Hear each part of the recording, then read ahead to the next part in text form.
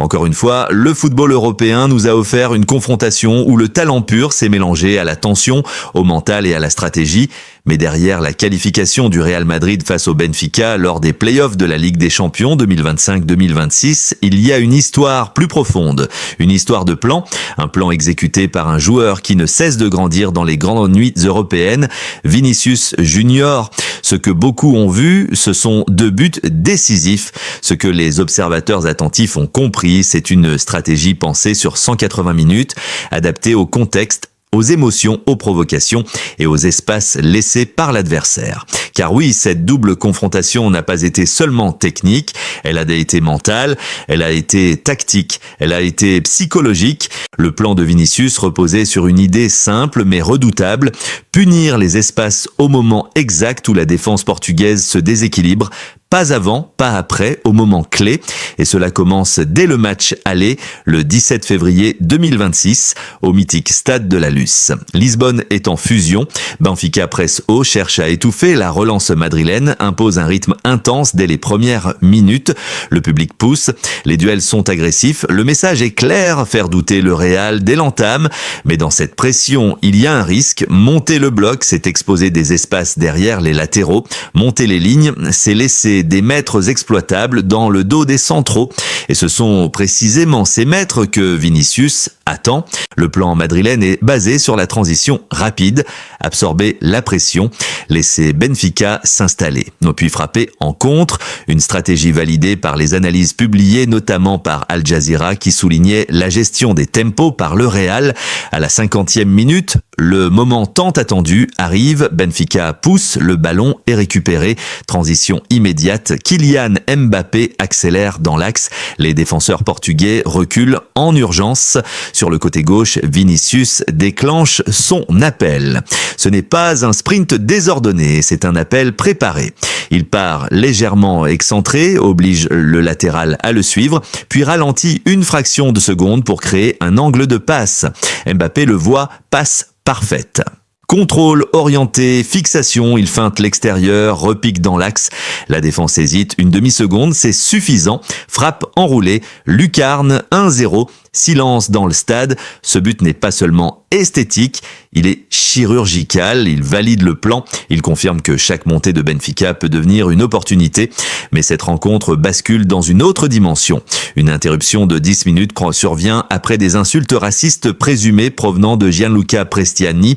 Le climat devient électrique, les regards sont tournés vers Vinicius, le stade retient son souffle.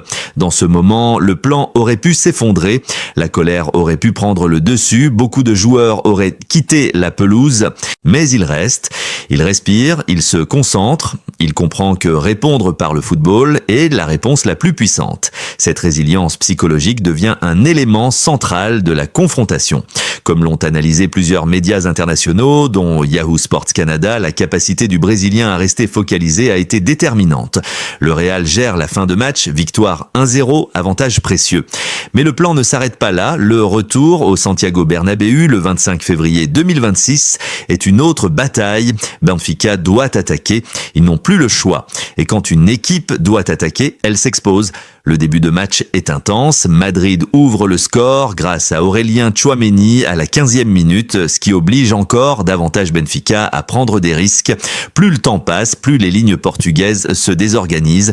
Vinicius adapte alors son approche, il ne reste plus collé à la ligne. Il multiplie les décrochages. Il attire le défenseur central vers l'extérieur. Sa cible principale devient Nicolas Otamendi, un défenseur expérimenté, rugueux mais moins rapide sur les premiers appuis. Le plan est clair, l'emmener dans des duels dynamiques, provoquer des courses latérales, l'obliger à défendre en reculant.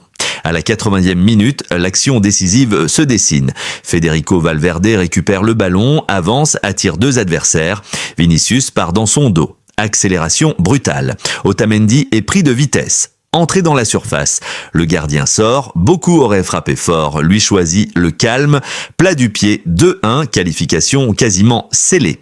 Ce deuxième but illustre la maturité acquise, ce n'est plus seulement le dribbleur imprévisible des débuts, c'est un joueur qui gère les moments, qui choisit quand accélérer.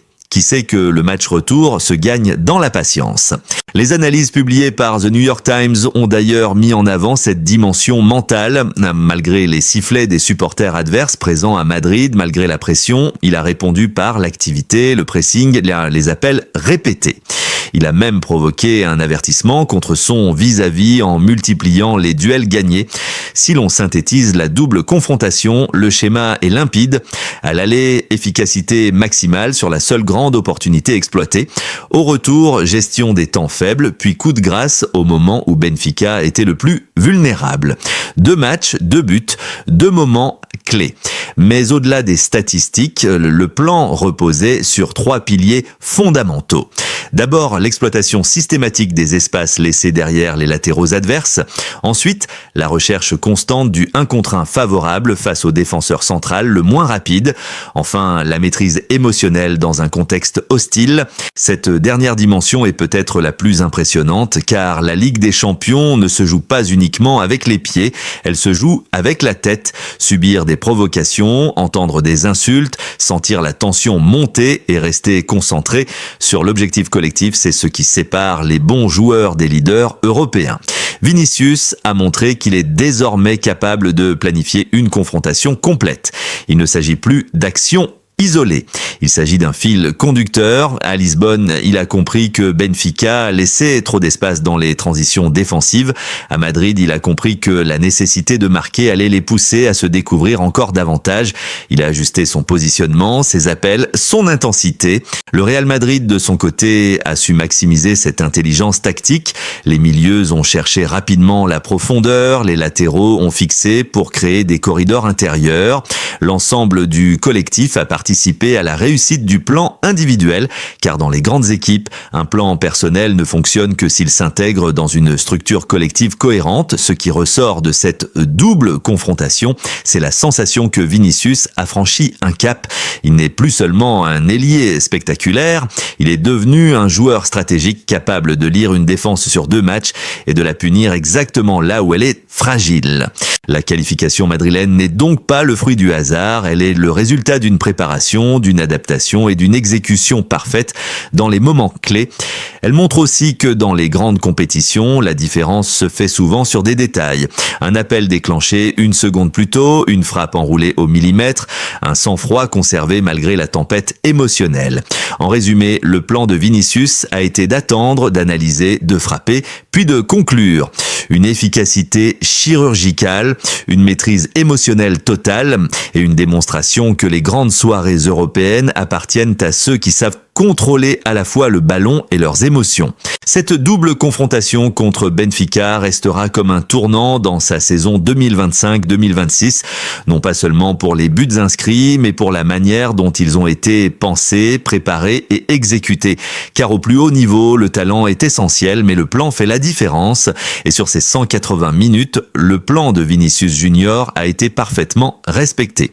Mais si la première partie de cette confrontation a mis en lumière l'efficacité et la précision de Vinicius Junior, la deuxième lecture, plus profonde, révèle quelque chose d'encore plus impressionnant, sa capacité à transformer un contexte hostile en carburant compétitif, car battre le Benfica sur 2 matchs de play-off en Ligue des Champions 2025-2026 ne se résume pas à marquer 2 buts, il s'agit de gérer la pression médiatique, l'intensité tactique, les provocations et surtout l'attente immense qui accompagne chaque match du Real Madrid en Europe.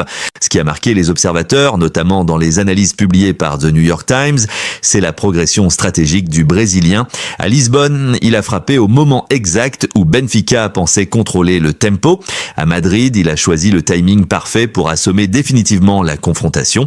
Ce sens du moment est typique des joueurs qui comprennent que la Ligue des Champions se joue en séquence clé, pas en domination continue.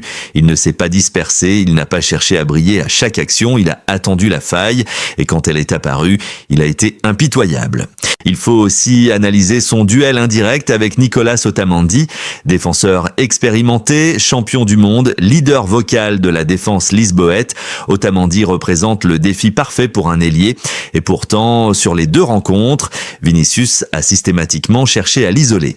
Il ne voulait pas seulement passer, il voulait fatiguer, provoquer, créer le doute. Chaque accélération forçait Otamendi à reculer, chaque feinte l'obligeait à ajuster son appui. Progressivement, le duel devenait psychologique. Au Bernabéu, cela s'est traduit par un avertissement provoqué, signe que la frustration s'installait côté portugais. Cette maîtrise des duels individuels s'inscrit dans une évolution plus large de son jeu. Autrefois critiqué pour son irrégularité dans la finition, Vinicius affiche désormais une lucidité remarquable devant le but. Son premier but, enroulé dans la lucarne au stade de la Luz, était un geste de pur talent. Son second, au Santiago Bernabéu, était un geste de maturité, plat du pied, contrôle émotionnel, choix du placement plutôt que de la puissance, deux styles différents, deux démonstrations complémentaires. Il est également important de comprendre le rôle de ses partenaires dans la réussite de ce plan. La passe décisive de Kylian Mbappé à l'aller n'est pas anodine. Elle reflète une connexion déjà solide entre deux attaquants capables d'interpréter les mêmes espaces. Au retour, le travail préparatoire de Federico Valverde montre que le collectif madrilène savait précisément comment déséquilibrer Benfica. Même l'ouverture du score signée Aurélien Tchouaméni a contribué indirectement au plan car elle a forcé les Portugais à se découvrir davantage, amplifiant les opportunités de contre. Mais au-delà du terrain, il y a l'impact symbolique. Les incidents survenus à Lisbonne, relayés notamment par Yahoo Sports Canada, ont rappelé que Vinicius évolue souvent dans un environnement chargé d'hostilité. Sa décision de rester sur le terrain, de continuer à jouer et surtout de répondre par la performance renforce son image de leader. Il ne s'agit pas d'ignorer les problèmes, il s'agit de refuser qu'il dicte le résultat sportif. Cette force mentale ajoute une dimension supplémentaire à sa prestation. Tactiquement, le Real Madrid a exploité une faiblesse structurelle de Benfica, la difficulté à défendre les transitions rapides lorsque les latéraux montent simultanément. À l'aller, cela a été puni une fois. Au retour, la menace constante de Vinicius a empêché Benfica d'attaquer avec sérénité. Chaque montée devenait un risque calculé, chaque perte de balle pouvait se transformer en occasion madrilène. Cette pression invisible est souvent sous-estimée, mais elle modifie la psychologie d'une équipe entière. En observant la globalité des 180 minutes, on remarque que Vinicius n'a jamais cessé de proposer des solutions. Même sans ballon, il multipliait les appels croisés, attirait les défenseurs vers l'extérieur, libérait des espaces pour ses milieux. Cette activité permanente fatigue les lignes adverses. Elle crée des micro-décalages qui, cumulés, finissent par ouvrir une brèche décisive. Ce n'est pas un hasard si son deuxième but arrive à la 80e minute, c'est le fruit d'une usure progressive. Cette double confrontation marque aussi une étape dans la hiérarchie européenne. Le Real Madrid, club habitué aux grandes soirées continentales, a une tradition d'ailier décisif. Vinicius s'inscrit désormais dans cette lignée. Il ne joue plus seulement pour dynamiter une défense, il joue pour décider d'un sort. Il comprend que les playoffs exigent une gestion différente des matchs de phase de groupe. Ici, chaque action peut valoir une saison. En définitive, la qualification contre Benfica n'est pas simplement une étape vers les tours suivants. Elle est la confirmation qu'un joueur capable de gérer la pression, de lire les espaces et de rester froid dans les moments brûlants peut transformer une confrontation serrée en démonstration stratégique. Le plan de Vinicius n'était pas spectaculaire en permanence, il était calculé. Il était méthodique, il était exécuté au moment exact où il faisait le plus mal et c'est précisément cela qui fait la différence entre un talent brillant et un acteur majeur des grandes nuits européennes.